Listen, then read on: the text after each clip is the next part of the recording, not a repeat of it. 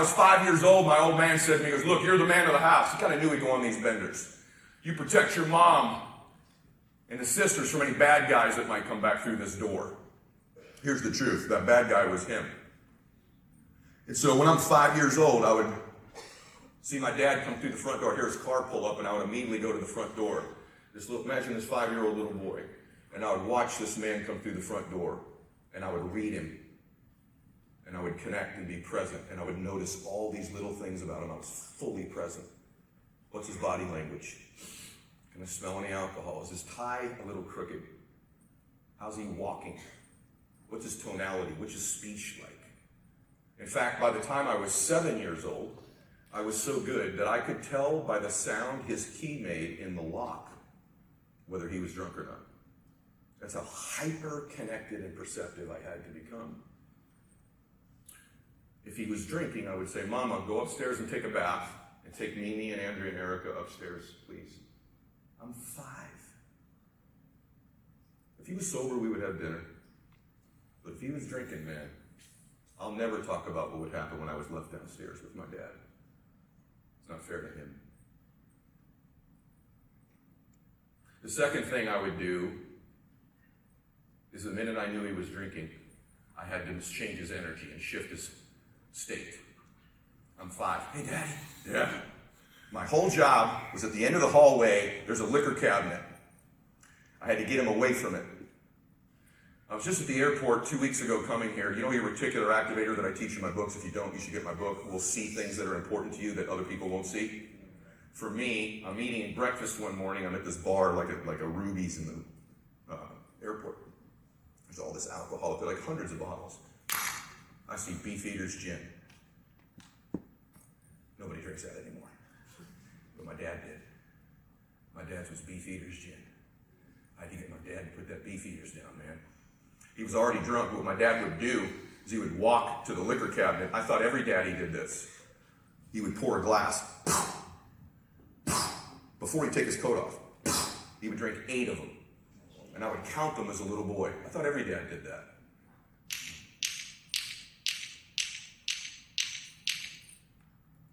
Then we'd get it on. 8 of them. 8 became such an important number to me. That's the number I wore in baseball. I switched positions to play position 8. That's how much 8 is in this little boy's emotional imprinting. So my job was to get him away. So I'd say, Daddy, how was your day? Oh, it's bullshit. Nothing good. I'd say, well, I got a 93 on my spelling test. You did? Yeah. I hit 2 jacks in baseball. Where'd you hit them? Right center, one, and then one over left field. You did? Wow. You didn't have any good meetings yet? Well, the 1 o'clock was good. We got a new car. And I'd get him over to the couch. If I could get him away from the cabinet, I could get him to the couch. Chance he could sober up and my mom and sisters could come downstairs and we could be a family that night. Now, why do I tell you all that? God was using that pain in this little boy, but on the other side of that, he gave him 2 skills. His unbelievable ability to connect with people and his ability to change people's state when he communicates, just like I'm doing with you right now, to change millions of people's lives. God will use your greatest pain if you survive it, and all pain, by the way, is temporary. In fact, everything is temporary except your soul. Your body's even temporary. Your problems are temporary. Your achievements are temporary. Your emotions are temporary, not your soul. And so those 2 skills were used in me. Why does that matter? It matters because in life, you are most qualified to help the person or people you used to be. See, all this help people thing, you have to grow and change and go through pain and add these things to you so you're qualified downstream to help the people you used to be. Does that make sense? Say yes. Yes. That's one of those, oh my gosh, I should never forget that things. Watch this. The book's written. My dad's passed away, been sober 35 years. There's a good story. My dad gets sober. My dad passes away. Book comes out. Millions of copies sold. I wake up about 9 months ago, crying in my sleep, next to my kindergarten sweetheart. She seen me cry like twice. She goes, what's wrong? I said, oh my God, something just occurred to me. I'm 51 years old at the time. I'm 52 now. I went, babe.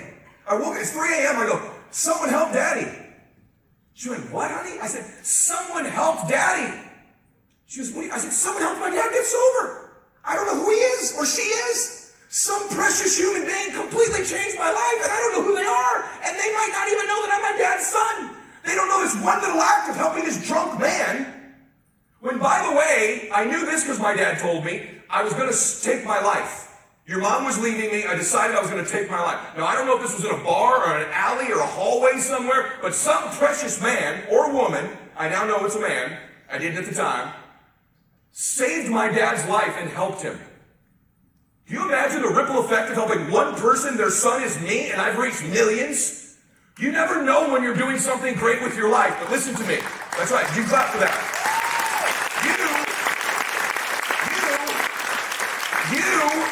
You, not me, you were born to do something great with your life, but you won't know it more than likely when you're doing it. It never feels like you're making history when you're doing it. And you're going to do it in big ways and small ways. Not all it's going to be on Instagram. I own an island right now. It's worth $100 million.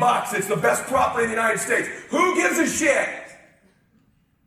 Every other speaker in my class that has less, they parade their stuff up here. I can't take that island with me, but I can take what I do for you today with me. You can take it with you. See, you're most qualified to help the person you used to be. Let me prove it to you. This is going to blow your mind. What qualified this precious person to help my dad? Was it how perfect they were? How amazing they were? Nope, because I've met him. Guess what? His name's Ed.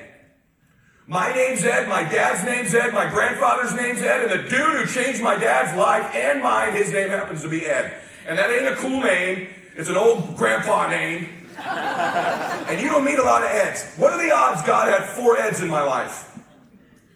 You know what qualified this dude? You know what qualified him? Watch this. He was also a drunk and a drug addict at one time. And then got sober. He was a liar. He lived in the shadows. He whacked his kids around. God was using that pain he was going through to qualify him once he survived it to help my dad. You are most qualified to help the person you used to be. If you used to be broke and you ain't so broke anymore, you're immensely qualified to help broke people. You happen to know about something you didn't know about before and you can help people with it, you're immensely qualified to help all those people that don't know. You used to be a broken person and you ain't quite so broken anymore, you're qualified to help broken people.